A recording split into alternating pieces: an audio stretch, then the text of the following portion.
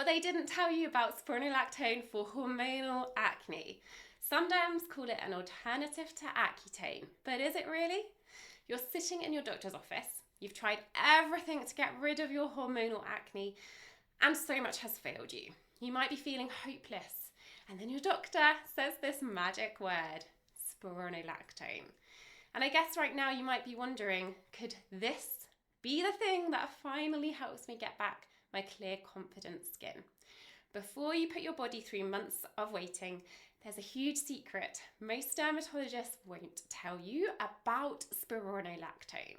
And it could change everything you think you know about treating hormonal acne, especially if you've been told your hormones are normal. Because this is where so many women unknowingly lose years of their life. Hi, my name is Cheryl Woodman. I'm a scientist, acne expert, and award-winning skincare formulator, here to help you get back your clear, calm, confident skin. And just so you know, acne doesn't make you any less beautiful. It never has, it never will. Still, I know how confidence-sucking it can feel. I've had acne myself, so I know you want to heal, and that's totally the right thing to be doing, because acne is this smoke signal trying to tell you something's not quite right for you as an individual. I've worked with so many women who have taken spironolactone for their hormonal acne. I've worked with women like Megan, whose Spiro helped a bit, but never fully cleared her skin. I've also worked with women like my client Dahlia, who told me it got better with spironolactone, but I had to stop it as I'm trying to get pregnant. So what is spironolactone? Well, here's the funny thing. Spironolactone was never intended as a medication for acne. Oh, heck no. So once you understand what it actually was designed to do, you'll immediately see why it helps some women a little, but quietly makes others feel worse, mentally and physically. So let me explain. Spironolactone is actually a medication for high blood pressure. It gets the nickname water pill. I actually remember my dad being put on this as just one of his blood pressure meds when he was first diagnosed with hypertension. I was really young at the time, but I remember he didn't stay on it long because it made him feel yucky. And that was probably because of why Spiro is used off-label for acne. Spironolactone is an androgen blocker. It blocks your body from seeing and using androgens. So for someone who doesn't have androgen imbalances, this shift in hormones can really impact your mood, your motivation, your energy levels. As this science finding tells us, spironolactone, a diuretic with anti-androgen effects, has been used off-label to treat acne by lowering sebum production. This bit's important. Spironolactone can be helpful for acne that is driven by androgens. So if your acne isn't solely driven by androgens, spironolactone won't be effective. If you're interested to find out which of the 10 acne types you have, make sure to download my free acne types guide. I'm linking it in the description of this video. This science quote reveals something important about how spironolactone can work to reduce acne severity. See that bit where it tells us by reducing androgens, sebum production reduces? Well, that's really helpful when it comes to kicking butt to acne, because acne bacteria love to feed on your skin's sebum. When you have too much oil on your skin, acne bacteria thrive. They not only thrive, but they start to kick out some of the good bacteria, which normally prevent the acne bacteria from overgrowing. Remember, acne bacteria aren't bad. They live on all skin types. It's only when they overgrow that they can cause acne. And if you're like, whoa, I didn't know that, be sure to hit subscribe. And the even more shocking secret is you don't need an androgen blocker like spironolactone to do this, to reduce your skin's oil production. Because once you hear how long spironolactone can actually take to work and how few women truly benefit, you'll understand why so many of my clients say, I wish someone had told me this sooner. Here's what the research actually shows. You can reduce the amount of oil your skin makes naturally a lot quicker than it takes Spiro to work. The fact is, spironolactone takes an average of 3 to 9 months to work for those that it does work for.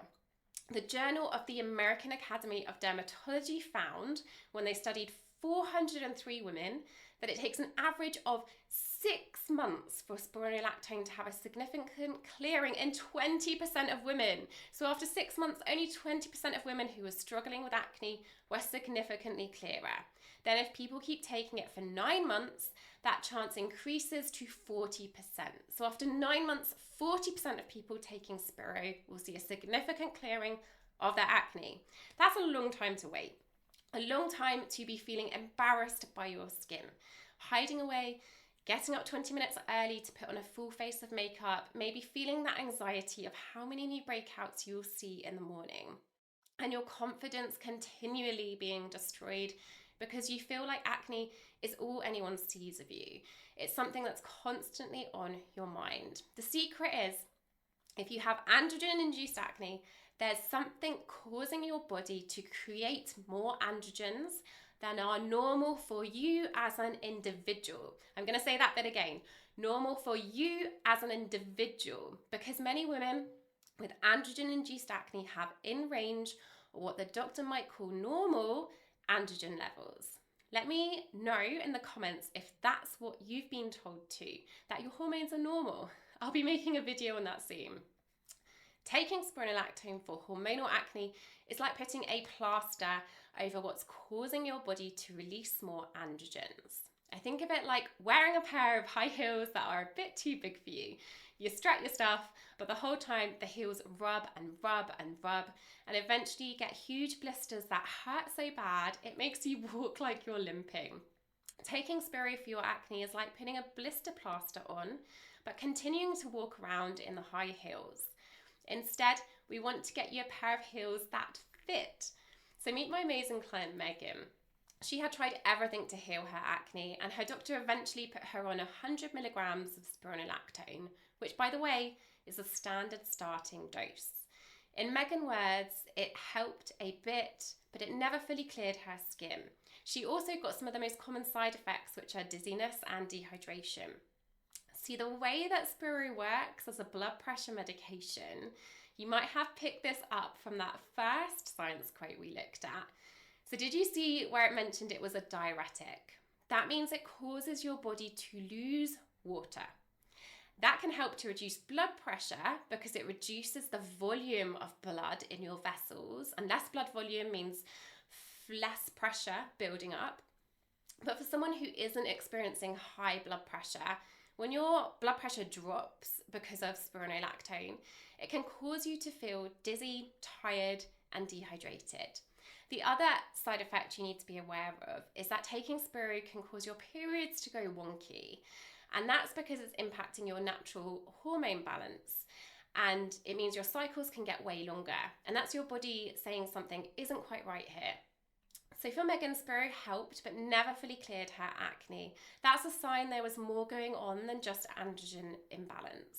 And when we looked deeper together, we realised, yes, Megan's acne was primarily hormonal, but it wasn't just androgen imbalances at play. When we put natural diet, supplement, skincare and lifestyle changes in place that confronted these imbalances, Megan's skin got super calm in just 2 months. Here's her 2-month progress photos. She told me even with her period, which was very normal this month, she hadn't experienced any flare-ups, even on her chin. So now we're working on increasing that resilience in Megan's skin while also fading away the acne marks. Megan is proof, even if you've been struggling with acne for years, tried all the things, including medications like spironolactone, your skin is capable of healing naturally. If, like Megan, you've ever walked into a doctor's appointment hoping to finally feel heard, only to leave with another prescription and more questions, this next part is really important for you. Because if spironolactone doesn't work, doctors often suggest Yaz as the next step. And most women are never told the full picture. In the next video, I break down exactly what Yaz does for acne, what it doesn't do, and how to tell whether it's actually right for your body. You deserve to make the decision with clarity, not pressure. So I've linked that video here and below for you.